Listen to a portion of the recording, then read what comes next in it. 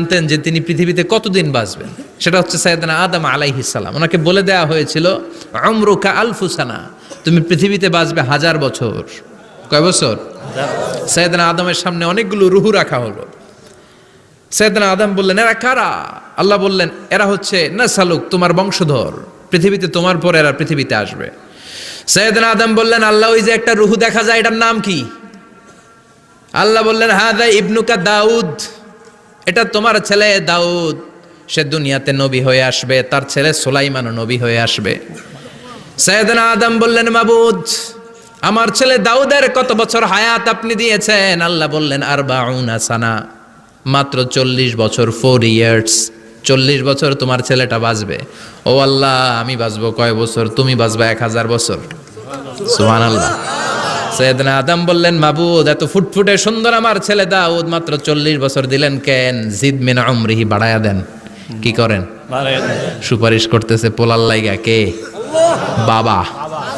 আল্লাহ আপনি বাড়ায়া দেন। আল্লাহকে বাড়ানো যাবে না, লেখা হয়ে গেছে।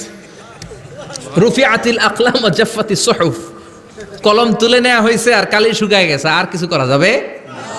সাইয়েদনা আদম বললেন, মাবুদ, আমার 1000 বছর কেন দিলেন? আমার এই সুন্দর ফুটফুটে ছেলেটারে মাত্র শুধুমাত্র 40 বছর কেন দিলেন? ও মাবুদ, আমার 1000 বছরের দরকার নাই, আমার 1000 বছর থেকে 60 বছর আমি আমার ছেলেরে দিয়ে দিলাম। দাউদ আলাইহিস সালাম বাঁচবে 40 বছর, তো বাপ আদম যদি আরো 60 দেয়, 40 আর 60 মিলে কত হয়? 100। ভালো হিসাব বোঝে এরা, 100। আর আদম আলাইহিস সালাম পেয়েছিলেন 1000 বছর, 60 কমে গেলে রইল কত? 940 বছর পৃথিবীতে থাকার পরে মালাকুল মাউত চলে এসেছে। কারণ এটা on time, the death will come on time, it never late, কখনো দেরি হয় না। আল্লাহ বললেন, লিকুল্লি উম্মাতিন আজালুন ফাইযা জাআ আজালুহুম লা ইস্তাখিরুনা সাআতান ওয়া লা ইস্তাকদিমুন। মৃত্যুর একটা নির্ধারিত সময় আমি বেঁধে দিয়েছি, অন টাইম, অন টাইমেই চলে আসে, 1 সেকেন্ড আগেও আসবে না, 1 সেকেন্ড পরেও আসবে না। 940 বছর বয়সে মালাকুল মাউত এসে হাজির, এসে বলল, জিইতু আন আকবাদা রূহাক, রূহ কবজ করতে আসছি। আদম আলাইহিস সালাম বললেন, রূহ কবজ করতে আসছো মানে? আমি বাঁচবো তো 1000 বছর। কয় বছর? মালাকুল মাউত বললেন, না না, ওই যে আগের কথা স্মরণ করেন, আপনি 60 বছর দিয়া দিছিলেন। কয় না, আমি দেই নাই, আমি আরো বাঁচুম, আরো 60 বছর পাওনা আছি, আমি দেই নাই। মালাকুল মাউত বললেন, আপনি দিয়েছেন। আদম বলে, দেই নাই। মালাকুল মাউত বলে, আল্লাহ ঘটনা দেখেন, দিয়া কয় দেই নাই। আল্লাহ কয়, থাক, কথা কইস না, আয়া পড়। সুবহানাল্লাহ পড়েন। নাসিয়া আদম ফানাসিয়া বানু, ভুলে গেছেন উনি। আমরা ভুলে যাই, আমরা খেয়ে বলছি খাই নাই,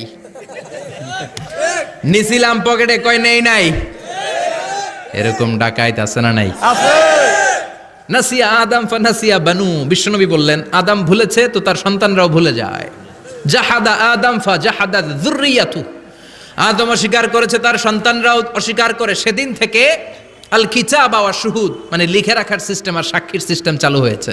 সুবহানাল্লাহ পড়েন। সুবহানাল্লাহ। 940 বছর বয়সে মালাকুল মাউত এসে আদম আলাইহিস সালামের রূহ নিতে পারে নাই। উনি 1000 বছর যখন হয়েছে তখন এসে সাইয়েদনা আদম আলাইহিস সালামের রূহ কবজ করেছে। যেই দিন পৃথিবীর প্রথম মানব, প্রথম নবীর রূহ মালাকুল মাউত দুনিয়া এসে কবজ করেছে, ওই দিনটাও ছিল জুমাবার। সুবহানাল্লাহ, আল্লাহু আকবার। আবার বিশ্বনবী বললেন, লা তাকুমুস সাআহ ইল্লা ফি ইয়াউমিল জুমআহ ইযা যুলজিলাতিল আরদু জিলজালাহা ওয়া আখরাজাতিল আরদু আসকালাহা ইযা রুজ্জাতিল আরদু রাজ্জান ওয়া বুসাতিল জিবালু বাসসা। কিয়ামতের দিন পৃথিবীটাকে একটা প্রকম্পন দিয়ে কাঁপিয়ে দিবে কে? আল্লাহ। মারাত্মক একটা ঝাঁকুনি দিবে আল্লাহ, পুরো পৃথিবীটা কেঁপে ভেঙে চুরে খান খান হয়ে যাবে। এই ঝাঁকুনি আর আর্থকোয়েক, ভূমিকম্প এর ঘটনাটা যেদিন ঘটবে, ওই দিনটাও হচ্ছে জুমার দিন। চিৎকার করে পড়েন সুবহানাল্লাহ।